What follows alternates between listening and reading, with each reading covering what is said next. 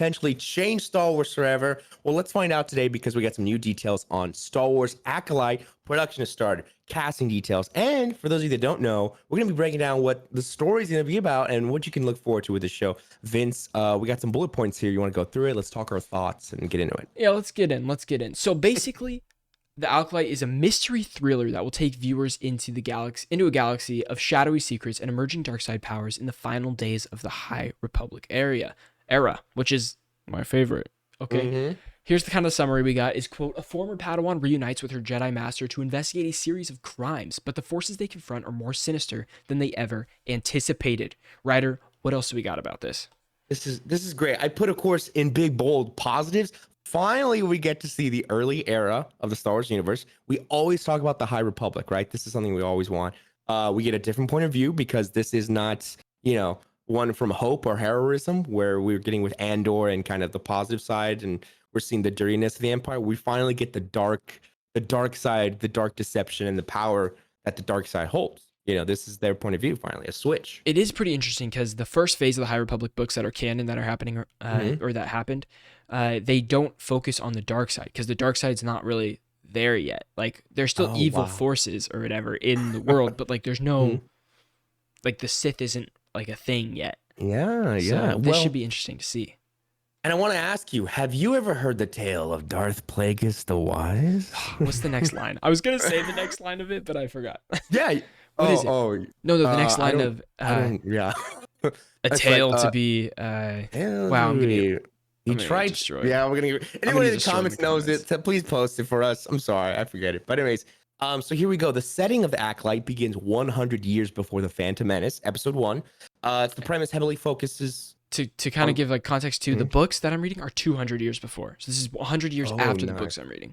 Yeah. Middle point. Okay, cool. So there were some tweets, there's some talk online that if people would be shocked if Plagueis wasn't referenced or mentioned in it or kind of showing up because the tale of Darth Plagueis, this is the kind of maybe a possible retelling of Plagueis. And again, it might not focus on him at all, but he could be lurking in the shadows because it's around the time that we see him as a young adult. But yeah, that's neither here nor there. We also have some cast members. I don't know if you want to break it down for us. Yeah, we got Lee Jung Jae from Squid Game, and we got Amanda Stenberg, Minnie Jacinto, Darren. Oh, my bad, Manny. Manny Jacinto, not Darren Keane. It's Daphne. Daphne Keane from Logan. Carrie Ann Moss, Dean Charles Chapman, who was in Game of Thrones 1917, Jodie Turner-Smith, Rebecca Henderson, and Charlie Barnett. Did it show Mon Mothma, the actor that's playing Mon Mothma, player in here? No, not in the photo that they posted of the casting. I'm not sure. I think this is. She'll be in. Yeah, no, me neither. Yeah.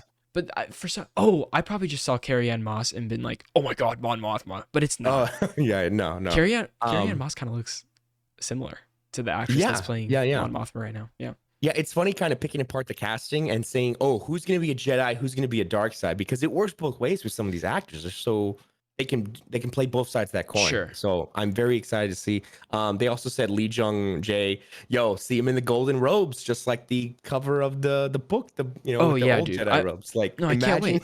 No, the High Republic what is that architecture and the outfits and all that kind of stuff is like different. It's different than what we've seen in like the prequels. So I'm very excited to see like what that all looks like. I can't wait to see a live action version of that.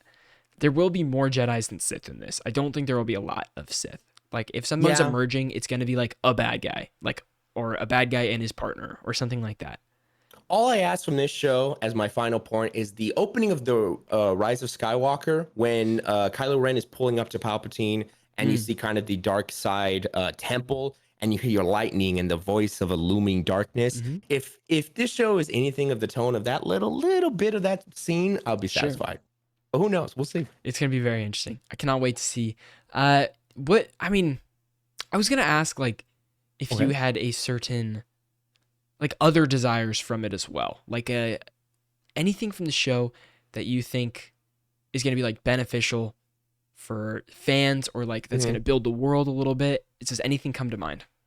It stems from Andor because if we can get a amazing show that feels so separated from the universe, if they can make something that has, like you said, different designs in ships and almost different designs in cities, but maybe there's hints of locations like Coruscant that we know, Oh yeah, but it'll they're be all on completely there. Yeah. reskinned.